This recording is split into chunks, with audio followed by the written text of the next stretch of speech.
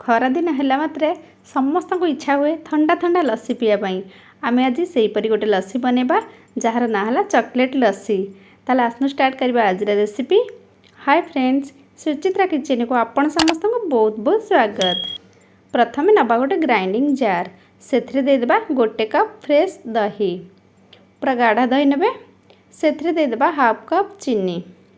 एबे से देदेबा गोटे चम्मच कोको पाउडर, गोटे चम्मच देदेबा ग्रेटेड चॉकलेट, गोटे कप देबा ठंडा ठंडा क्षीर, गोटे पिंच देदेबा लूण।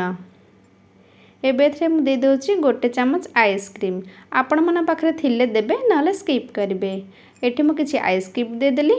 एबे आम ताको ग्राइंडिंग करदबा। बहुत बढ़िया से ग्राइंडिंग हो गला।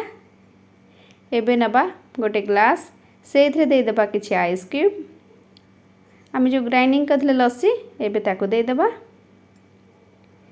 जदि वीडियोटी आपण मन भल लागुची त लाइक करेंगे। जदि चैनल को प्रथम थर कर सब्सक्राइब करेंगे। सब्सक्राइब कलापर पाखे बेल आइकन क्लिक करने ताहले एमती मोर नुआ नुआ वीडियोर नोटिफिकेशन प्रथमे आपण मैंने देखिए। एबे आमे तापर देदेबा किछि कोको पाउडर को। देखु देखु पीवा को इच्छा है ना। आपण मैंने निश्चिंत थर एमती घरे ट्राए करंतु। तापर मुझे देदे किछि चॉकलेट। आपण मैंने चाहले या पर चॉको चिप्स दे पारिबे।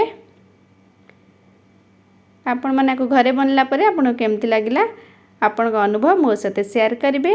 पुणी देखा हबो आ गोटे नुआ रेसिपी सहित। धन्यवाद।